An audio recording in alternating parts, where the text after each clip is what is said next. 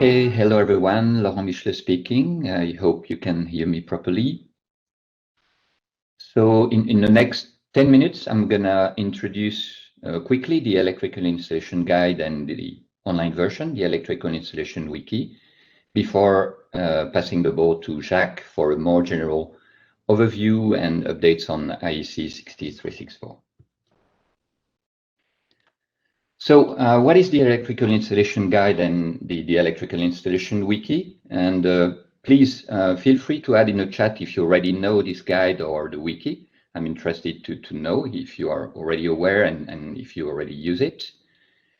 So the electrical installation guide is a book, more or less a 600 pages book that has been created over 30 years ago by our experts. The aim of this book and of the content is really technical knowledge on how to design electrical installation, low voltage electrical installations in particular, according to the IEC standards, the IEC 60364 in particular. So it's been written by our experts and they update it regularly according to standards evolutions or to share their state-of-the-art knowledge, on new topics. And recent evolutions are also focusing on new topics, which are also inside the IEC 60364 more and more around energy efficiency, prosumer installations, EV charging, and etc. And the electrical installation wiki is more or less the same content online. And to tell a bit more, what I'm going to do is start a quick tour on the live wiki. Hope it's going to work properly. Let me share my screen and you should see. Okay, I suppose you can see my screen. So you can see here the homepage of the English international version of the electrical installation wiki. The look and feel has changed beginning of 2020, to become responsive so that you can now search with your mobile phone in the electrical installation wiki. And let me show you very quickly what it looks like. And if you use it on your mobile phone, it will look more or less like this. So as you can see, it's still pretty easy to navigate through the electrical installation wiki. I don't really recommend to use a mobile phone because it's much easier on a computer, but if ever you have no choice, it's still possible. So as you can see, the content is the same with the different chapters and topics, architectures, protection against electric shocks, etc. New topics like energy efficiency or photovoltaic measurement. You can still download the guide in PDF. And you have links to other related documents. And the last point, you can also contribute. It is a wiki like Wikipedia, so you can always just make a comment to report a problem or a question or improve a topic directly if you want and if you know how to do that. Let me come back to standard computer desktop view. What I'm going to do now is make just a quick introduction on one of the latest big update we did in the content with this new electric vehicle charging chapter. Okay, to save time, I already loaded the other pages because my connection is not that well this morning. Okay, so you see here the electric vehicle charging chapter. In this new chapter, you will find information about the trends because it's a very fast growing market. And there is a lot of initiatives worldwide to boost the evolution and create new vehicles. There are countries who are taking engagements to ban internal combustion engine cars. It's a fast-growing market. The cost of EV cars is going down and should be below ICEs by 2023, according to Bloomberg. It's going fast in many places worldwide. And of course, EV charging infrastructures have to follow. You will also find some general information about electric cars, the different charging modes, how much time it takes to charge an electric car. You also have some information about how to design and the standards and the requirement of the standards for EV charging station for Mode 3 and Mode 4.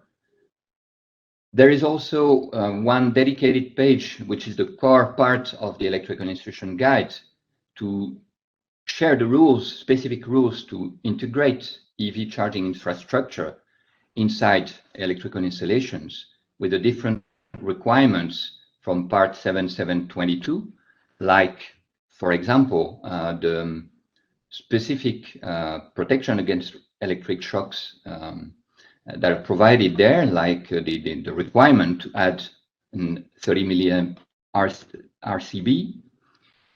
Also, another page on architectures where we provide some general guidelines on how to integrate these new loads into existing installations, and also example of architectures. Another page, on digital architectures, where you will see the potential and importance of using load management systems with static set points or with dynamic set points. And finally, some perspectives on the future with the potential of V2G compared to V1G, which can bring even more using those new EV cars and EV charging infrastructures. So let me stop sharing. This was it for a very quick introduction of the Electrical Instrument Wiki. So as a synthesis, the standard, the IEC 60364 standard, for example, is setting the rules and the goals to reach. And the Electrical Instrument Wiki and the guide are there to support and explain that in a more concrete way. It's updated regularly. The wiki is available at any time. There's a lot of information there, so feel free to get there anytime and to send back feedbacks there if you have any comments or questions or suggestions. So now I'm giving back the ball to Jacques for the presentation on the standard itself.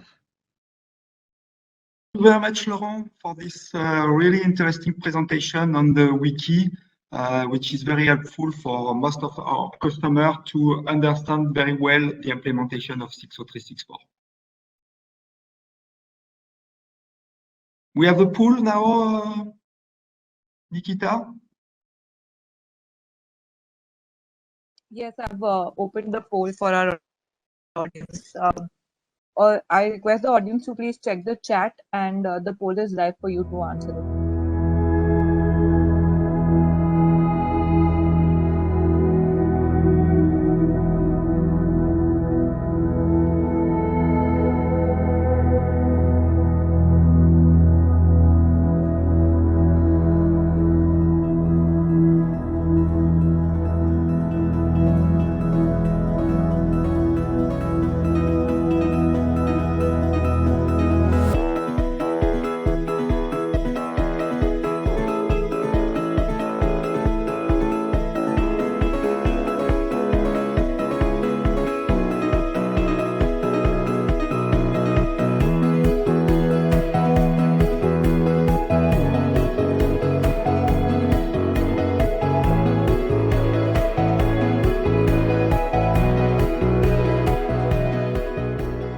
Okay, Nikita, for the poll?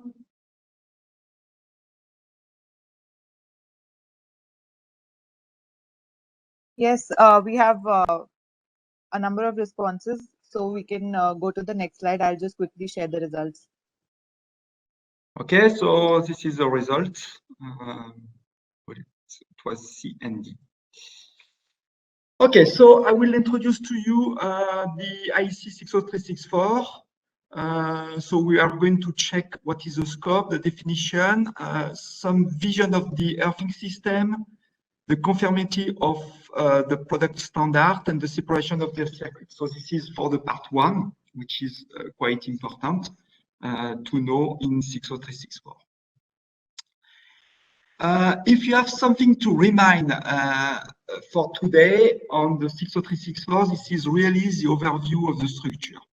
As you know, that 60364, this is something like 37 different standards, which are located in what we call different parts.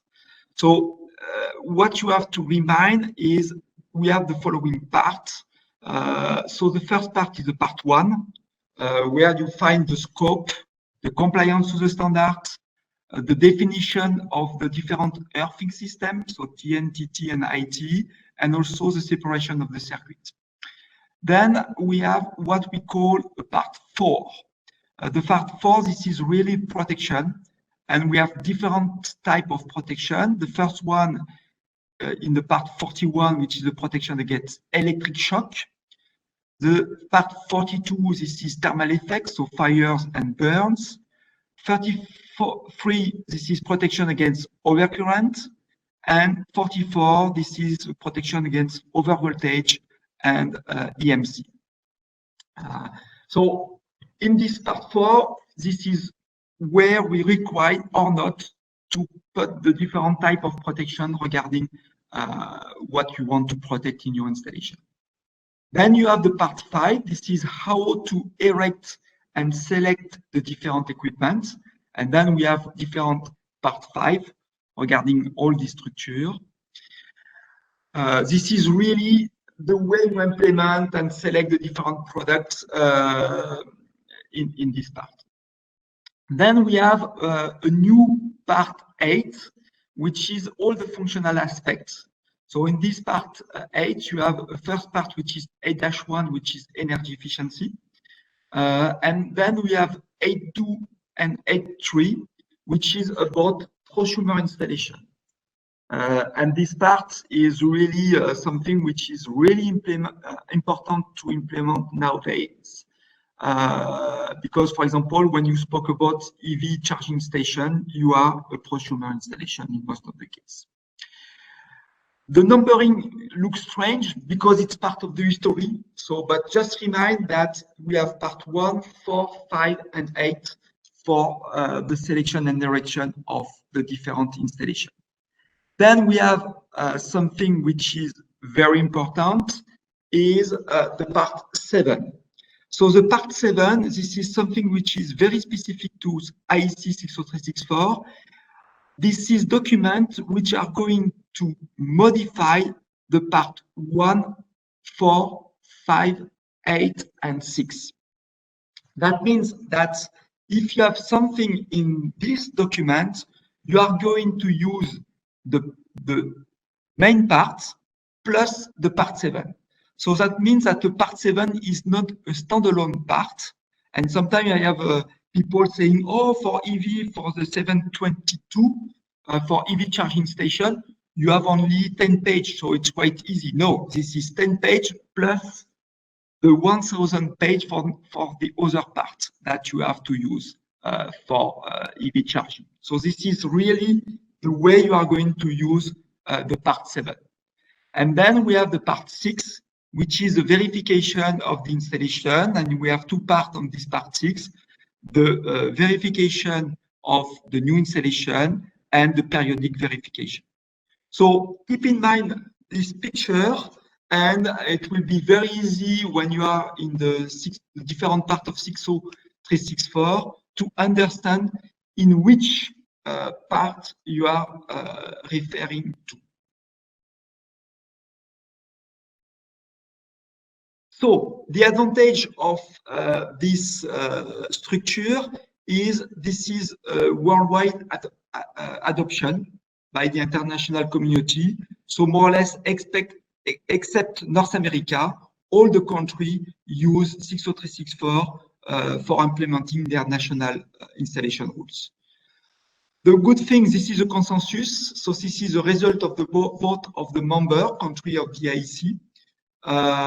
And this is also something which is general. This is a catalog dedicated to general rules regarding safety. And there is no final solution. So this is also something which offers a lot of flexibility.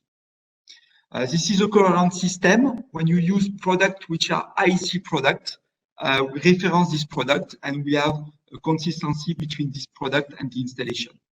So this is a guide to elaborate the national standards. So in most of the country, you never use 60364, but your national standard, which is made from the IEC 60364.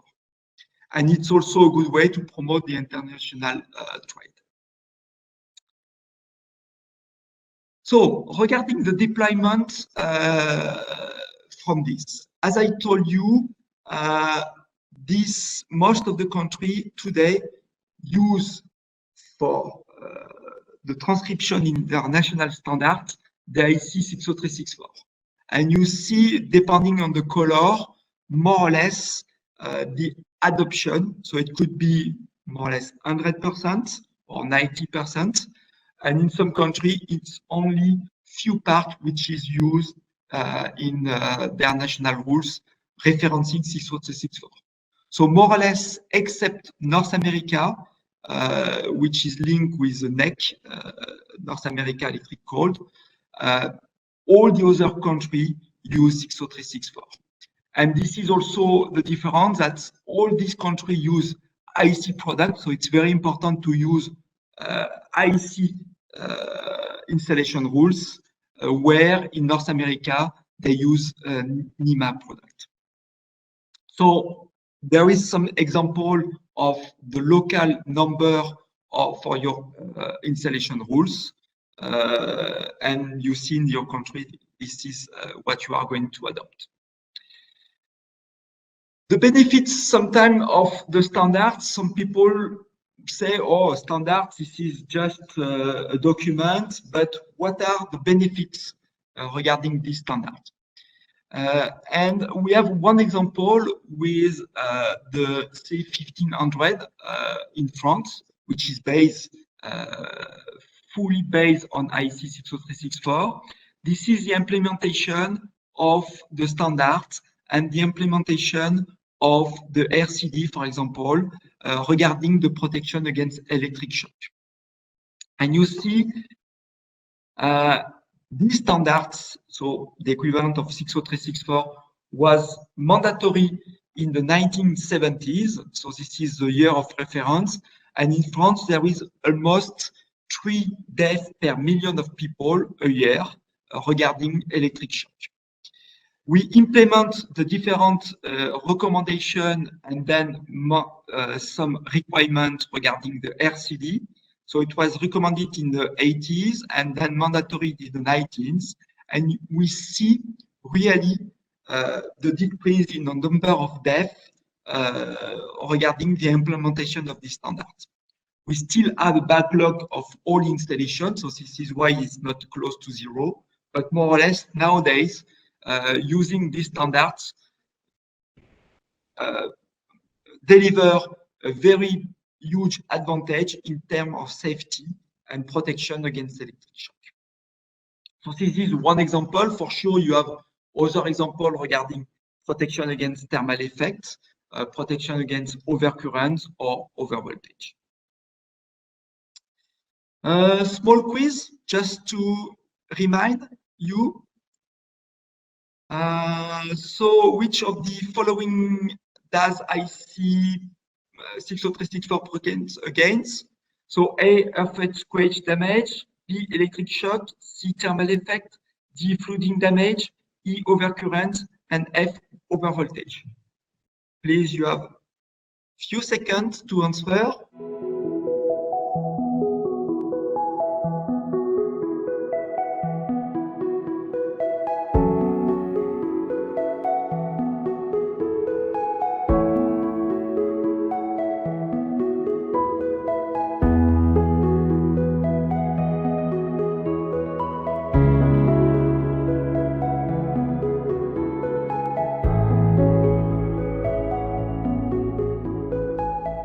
Okay, I think it's time for you to answer. So the answer was, as you know, protection against electric shock. This is the part 41. Protection against thermal effect, part 42. Protection against overcurrent by 43. And protection against overvoltage, part 44. So thank you for your participation to the poll. Regarding the new safety requirement in the IEC 60364, we are going to check what we are in the different parts, so 41, 42, 43, 44. We are also checking what we have in the part 6, verification of installation, in the part 7, part 6, sorry, for part 7 for special location, sorry, and in the part 8 regarding prosumer installation. So regarding part 41, this is the protection against electric shock, and we have 3 types regarding this protection. What we call basic protection, this is a protection under normal condition. So you have to make sure that when you use normally your installation is safe. So this is what we call basic protection. When we have under a single fault, this is what we call fault protection. And we have also some additional protection that should be provided for some circuit or some location when the risk regarding electric shock is higher, for example, when we have presence of water. So in the last revision of the part 41, which was introduced in 2017, we had some new requirements. So we had the additional protection for lighting circuit in dwellings.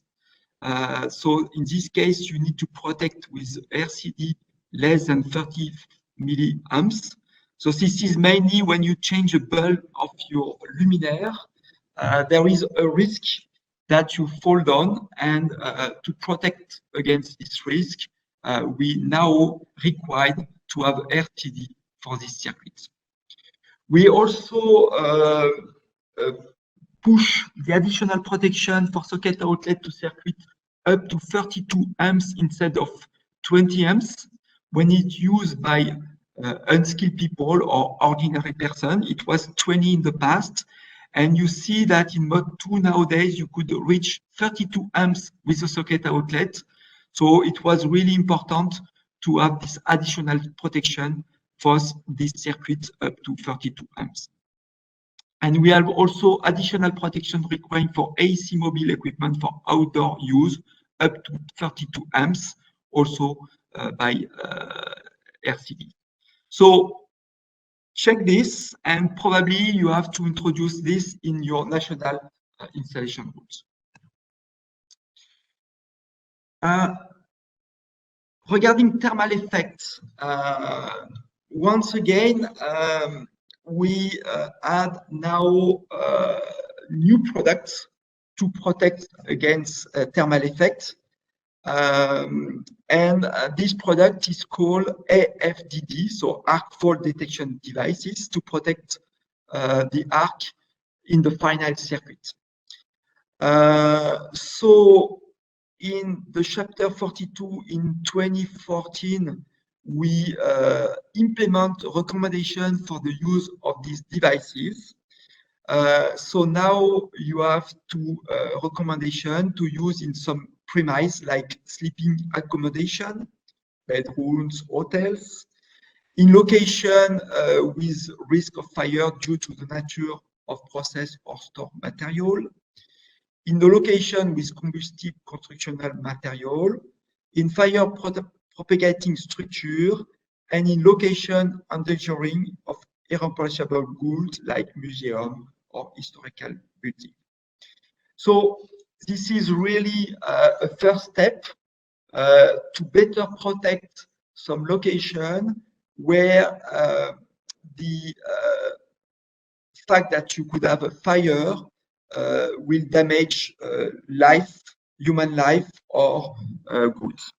And it's really important to implement this kind of device in such a location.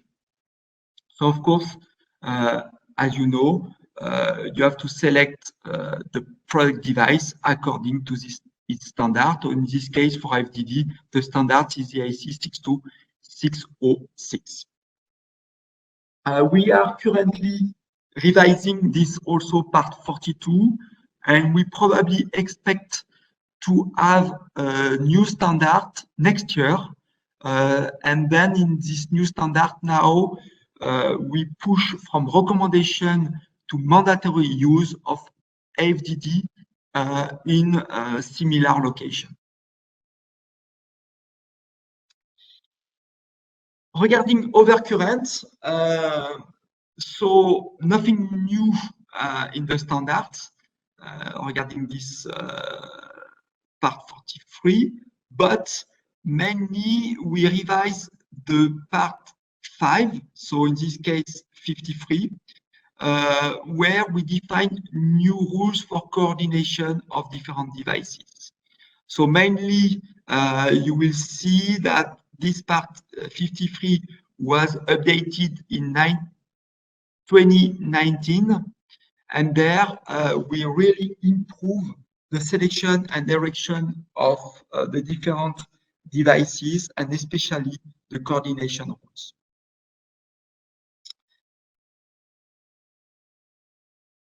Regarding part 44, overvoltage, we updated this chapter in 2015, and now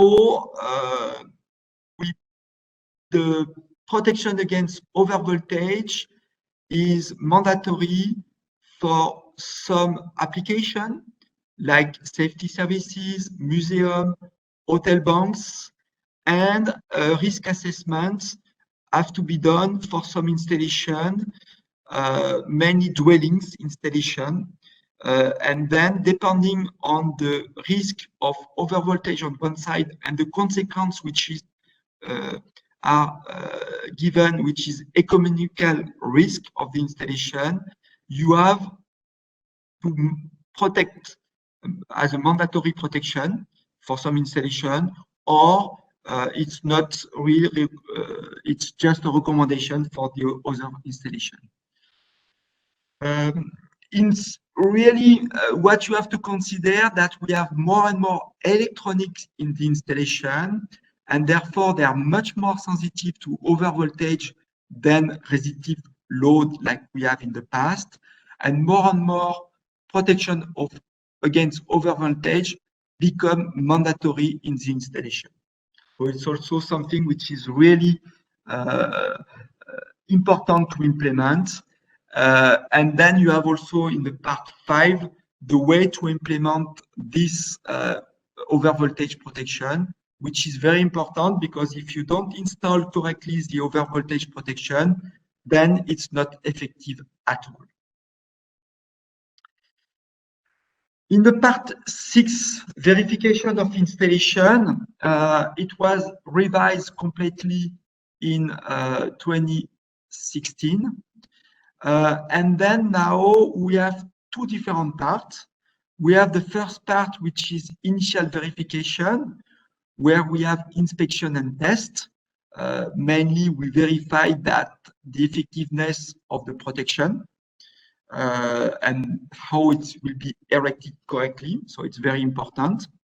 But nowadays, we also introduce much more requirement for periodic verification. And it's really important also to think about periodic verification, because you see nowadays the usage of the installation vary a lot. You implement PV panel, you implement EV charging station, sometimes you implement new loads, and therefore you have really to make sure that the protection is for sure still present, but also still effective. And the calculation you do, especially when you use TN system for your protection, are still effective. So it's really important. And then also you have to take the protective devices like the RCDs, that they are still operating.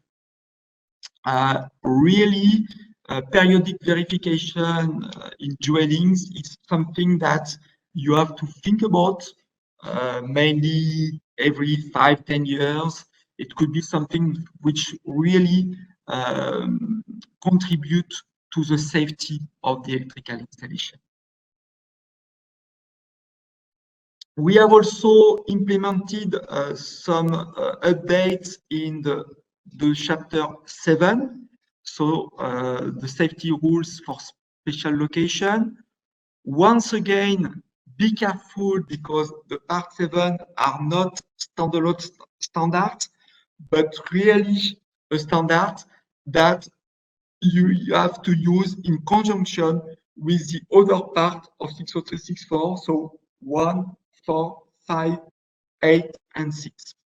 And then we have some new chapter regarding bath and shower rooms 2 years ago. We start the revision of the part 702 regarding swimming pool and fountain.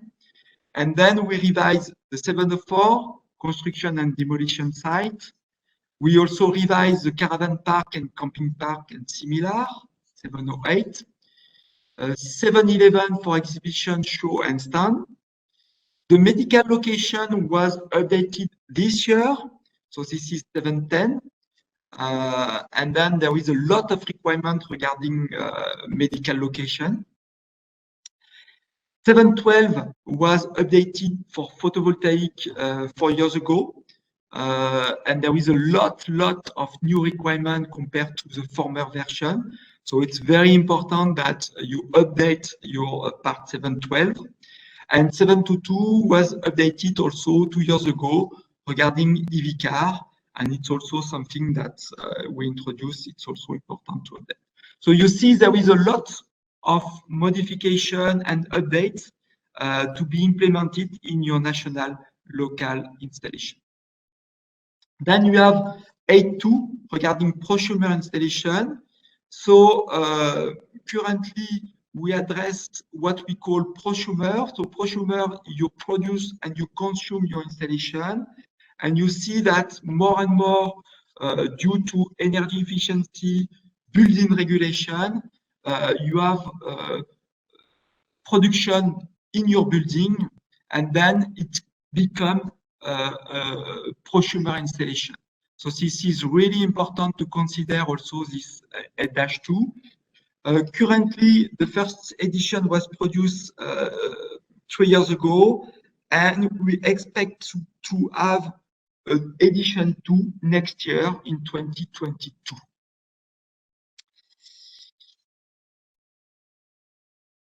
So, if you have to remind the different chapters, and this is just a way to sometimes to link with the product and in your installation what you have.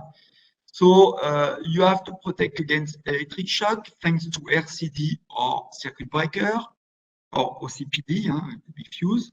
You have to implement thermal protection thanks to 30 milliamps RCD or AFDD for finite circuits. Protection over current by OCPDs. Protection against overvoltage by SPDs, such protection devices there. You have to make the inspection. You have to consider special location, and you have also to consider the prosumer installation.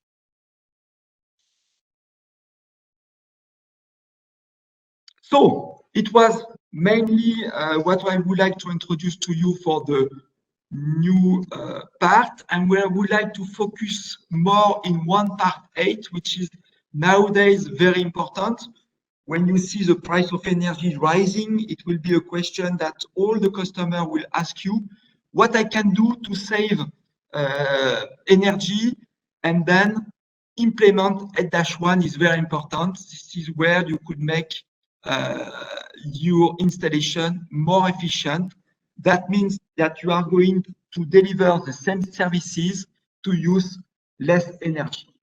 So this is really implemented, this part 8-1 is really the way to use less energy for the same level of service.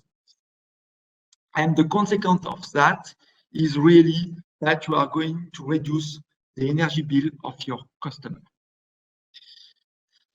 So for doing that, we are going to first thing to determine the load demand.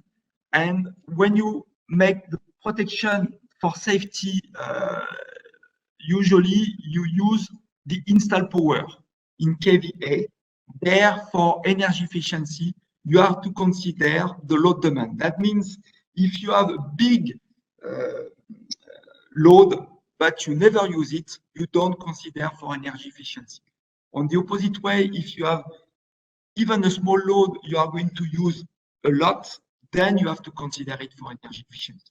So this is why determination of load demand is very important and has to be considered for energy efficiency. Then we are in this chapter do three main things. You are going to minimize the energy losses in the electrical installation. So mainly reduce the voltage drop within the installation, and you have a lot of methods to do it. You are going also to use the energy at the right time when needed and at a lower cost. So this is something which is specific to electricity. The price of electricity may vary, and the payback on the implementation of your energy efficiency measure will also has to be considered regarding the price of the energy, which are going to depend on your utility and your provider of energy. So it's also something which is specific, and we are going to, for design this, to consider what we call meshes, which is circuits with regard to energy efficiency, and some optimization of the use of electricity by controlling the electrical installation. So this is what we call energy efficiency management system. And then the last chapter, which you have to consider, is really very important, is to maintain the performance. Because the way you are going to use your installation is going to be modified by the usage and by the time. So we have really to maintain this performance, and we have also to offer a life cycle methodology and an assessment process in order to make sure that you keep your installation efficient regarding the usage of electricity. In this chapter, we are going to use the different parts. So to do that, on the method, we are going to define what we call zone, mesh, and usage. Based on that, you are make probably new circuits in order to better control your usage of electricity. You are going also to make and implement an energy management system. And then regarding the measurement system, we are going to refer to 61557-12 and all the energy management system. Depending the type of installation that you have, you are going to use a BMS, HBS, or BAC system, depending on that.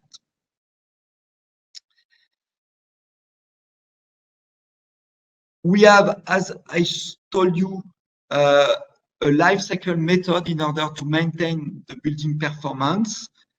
This is based on what we call the passive energy efficiency measure, which is made on the basis, and the active electrical energy efficiency measure, which is made on automation and control, the monitoring of the installation to improve it, and also the control with verification and maintenance of your installation in order to make sure that you maintain the level of efficiency of your installation. So this is also something which is very important to implement in your installation. And then the last thing that we have regarding this is an assessment method that we introduce in the edition 2 of the standards. And then we have different levels of efficiency of your installation. And make sure that if you have the level 3, which is reached at the beginning, initial installation, you keep this level, at least this level, when you use your installation after 2 years, 5 years, and so on. So this method gives you the way to make sure that you have the level of efficiency that you want to have. The method is mainly based on some table and some points, and depending the type of your installation, if you are in a residential installation, industrial, commercial of infrastructure, you have different number of points, and based on these points, you have a level of efficiency on your installation. To sum up, 60364 is really the standard when you want to implement a safe but also efficient electrical installation. For sure, 60364 needs to be locally adapt to national constraints and develop and enrich. So this is why you never use 60364, but a local implementation of this standard. We also, and you see that we address the new usage of electricity. And today you see that the way to design and to implement the installation is moving fast. You have, frankly speaking, a lot of new usage, a lot of new way to use electricity, not only inside the building, but also outside the building. And it's very important to consider new risks regarding this usage of electricity.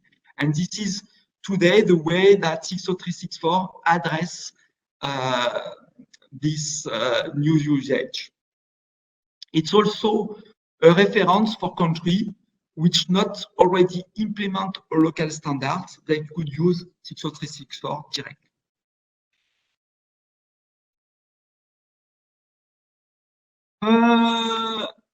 Yes, once again, this is just a reminder that in the Schneider Electric portal, you will find a lot of information regarding 60364, and you have the usage of wiki. Once again, this is based on 60364, so you could have some slight difference when you implement in your country. And don't forget that this is a guide, but sometimes locally you could have some slight difference regarding this reference guide. So now it's time for question and answer. I give you back the floor, Nikita. Sure. Thank you so much. So, I'm just checking if there are any other questions. I see that Lauren had already answered one of the questions on chat. I request the attendees, please let us know in case you have any questions. You can either post it on chat or you can quickly unmute yourself and ask the question as well. So we'll leave a minute or two for you to ask questions. Meanwhile, I'll just open the poll, the last poll that we have. We would really appreciate it if you could give us your feedback in terms of how the call was in terms of delivery and topic. So I'm just opening the poll for you right now, and I request you to please fill up the poll according to your preference.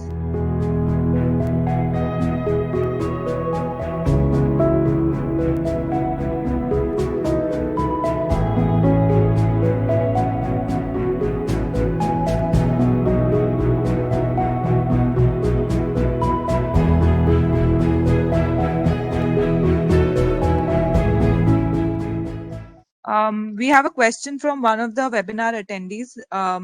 Is IEC 60364 available as a single volume, or are each chapter and section separate documents only? No, today this is separate books at IEC level. But once again, sometime in the country, it could be used as a single document. So it's really depending on the country.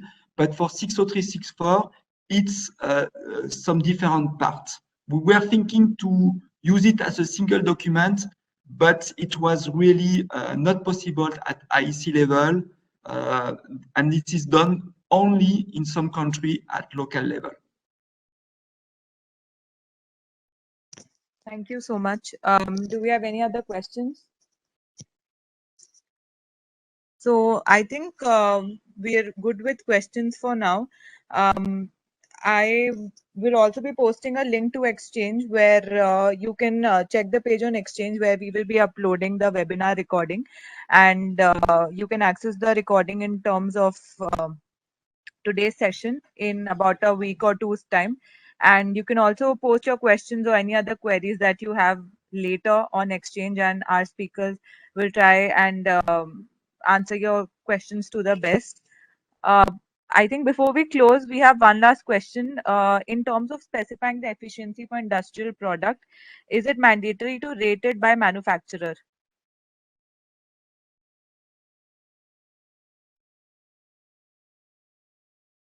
Sorry, I didn't catch you. In terms of specifying the efficiency for industrial product, is it mandatory to rate it by manufacturer? No, nowadays regarding efficiency, there is some regulation in some countries, but in most of the countries there is no regulation, and it's much more something which is a voluntary things which is done by the customer. Probably in the future there is some regulation pushing for this kind of efficiency. But nowadays, this is not mandatory except in some country where we have already some regulation which are implemented. Thank you so much. I think we can take one last question. How many separate documents does IEC 60364 comprise? Is there a comprehensive list of documents? Yes, if you go directly to the iec.ch website, which is available for everyone, and then you could go to you make a search, and then if you type IEC 60364, you will have a lot. You will have the comprehensive list of documents. You could go also on iec.ch and go to TC64, and then you have a folder which is publication, and then you have the list of the publication. You have also all the information regarding the project we are doing right now, and most of the information are available to everyone. For the technical content, it's only available for experts registered at expert of TC64. And then you have to check with your national committee to be registered as an expert. You could also participate if you want to bring your expertise to TC64 as an expert. In this case, go to your national committee to ask to become an expert, and then you could participate. But if you're not an expert from TC64, go to the iec.ch website, check TC64 or IEC 60364, and you will find all the relevant information you want. And even you could buy the standard directly on this website.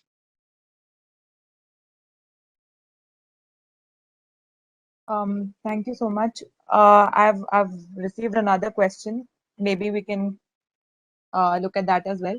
How does IEC 60364 efficiency recommendations compare with lead requirements? Compared to, sorry? Compare with the lead requirements, LEED, lead requirements. This is something which is not exactly the same. We focus only on electrical installation, where LEED looks to all the aspects of the building. It could be also transportation, how you have a public transportation close to your building and so on. So this is some concepts which are much more, I say, complementary. But if you implement IEC 60364, you will be able to reach some requirements required by the LEEDs regarding the efficiency of your building. But this is something which is totally different. One end, this is something which gives you a kind of certification regarding the implementation of different measures regarding the building, where 60364 we focus on the electrical installation, and then also once again the benefits of that you are going by implementing 60364 your electricity bill for sure. Where the lead, if you are close to a public transportation, there is no impact on your electricity bill for this kind of measure. Thank you so much. I think we have one more question. We can maybe take it as the last question. Why should there be art fault in places like bedroom and museum? Or is it being confused with overheating, leading to fire in the absence of proper protection? I'm sorry, I was not able to catch you. The line was not good. Could you repeat the question? Yeah, I've posted it on chat as why should there be arc fault in places like bedroom and museum? Or is it being confused with overheating, leading to fire in the absence of proper protection? No, the fact is really what we consider is regarding the protection against thermal effect is really the fact that what's happened if there is a start of a fire. And then if you are in a museum or such a things, you could replace the goods which are in the museum. And the same thing for the bedrooms. The bedroom, you are supposed to sleep, and therefore you are not able to, in some case, to wake up and escape from the fire. So this is why we nowadays push for the time being recommendation, and we are going to push for a mandatory use of arc fault detector device in order to avoid that a fire could start on the electrical installation. Great. Thank you so much, Jack. Thank you so much, Lauren. I think we're good with the questions now. So I will quickly take the opportunity to close this webinar. As discussed, we will be posting a link to Exchange from where you can access the webinar recording in about a day, in about a week or two's time. You can also find the comments related to the webinar, or in case you want to ask any questions to our webinar speakers later, you can post your questions there, and our speakers will answer the questions accordingly.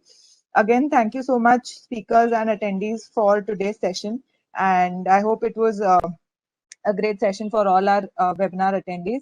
I hope all of you have a great day ahead. Thank you so much. Thank you. Bye-bye. Thank you, everyone. Bye-bye.